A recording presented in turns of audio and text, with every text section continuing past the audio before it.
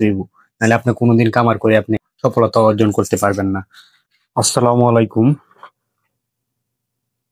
মাত্র নামাজ পড়ে আসলাম, আসার পর ভিডিও নিয়মিত যেহেতু ভিডিও দেব প্রতিদিন, তাই আজকে ভিডিওটা আপনাদের সামনে আমি কথাগুলো বলতেছি, আপনারা মনোযোগ সহকারে দেখবেন। কারণ হচ্ছে গরুর খামারের লস হওয়ার মূল কারণ আজকে আমি তুলে ধরবো।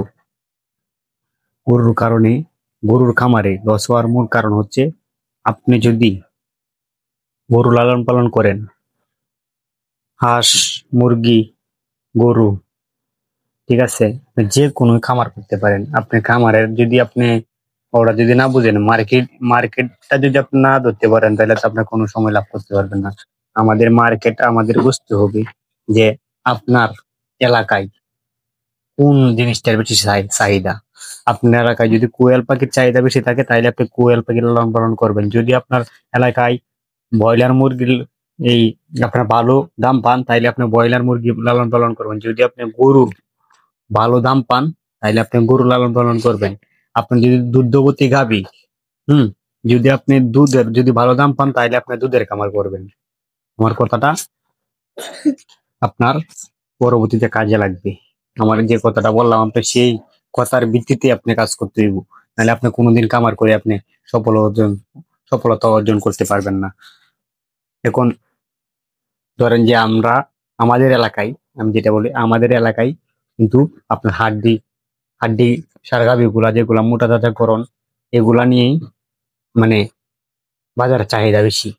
আর সার যেগুলো আছে, সার চাহিদা বেশি নাই। কারণ হচ্ছে বড় বড় একটা সার বানাইতে গেলে আপনার অল্প দিনেই কিন্তু সারটা উড়ে যায়।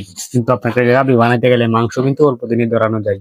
কিন্তু যে জায়গায় আপনার মার্কেটটা বুঝতে হবে, তো আপনার যে কোন জিনিসটার আপনার এলাকার চাহিদা বেশি। আপনার এলাকায় মাংসের চাহিদা বেশি নাকি দুধের চাহিদা বেশি, সেটা নিয়ে আমাদের কাজ করতে হবে।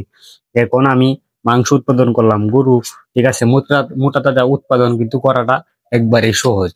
খামারে উৎপাদন করাটা সহজ, কিন্তু বিক্রি করাটা অনেক কঠিন, ঠিক আছে। আমরা এই অধিকাংশ খামারে এটা লস করি, যে আমরা মার্কেট বুঝতে পারি না যে কোন জায়গায় নিয়ে গেলে ভালো একটা দাম পাবো, কোন জায়গায় আপনার এলাকায় কোন জিনিসটা বেশি চলে, আপনার সেটা নিয়েই আপনার কামার করতে হইব, সেটা নিয়ে আপনার কাজ করতে হইব। ধরেন যে এখন আমি যদি এই সার গরু 1.5 লাখ 2 লাখ টাকা দামের একটা সার বানাই, তাহলে আমি কোনো সময় আমি লাভবান হতে পারবো না। কারণ হচ্ছে আমাদের এদিকে সারের দামটা মানে একেবারেই কম, মানে সারের চাহিদা নাই, ঠিক আছে। কারণ হচ্ছে কসাইরা কি করে আমাদের এলাকায় হচ্ছে সার একটা কিনবে, ঠিক আছে। হাড্ডি সার যেগুলা গাভি আছে, এগুলা কিন্তু দুইটা কেনার পর তিনটা একসাথে জবাই করে তারপর মাংসটাকে একত্র ভাবে মিশানোর পর হ্যাঁ বাজারে সেল করবে।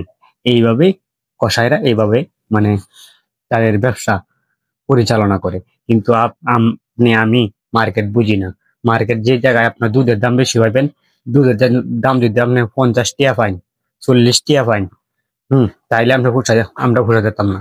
কারণ হচ্ছে যে পরিমাণে 1 কেজি খাদ্য ফিটের দাম হচ্ছে 60 টাকা, 50 টাকা কেজি 1 কেজি ফিটের দাম, তাইলে আমরা কুম্বালা কিংবা আমরা পোষাই খামার করিয়া।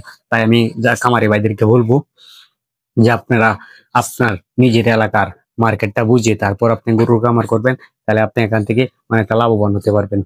আপনি মার্কেট যদি না বুঝতে পারেন, ঠিক আছে, আপনি এই এলাকায় যে জিনিসটা চাহিদা বেশি সেটা নিয়ে কাজ করতে হবে।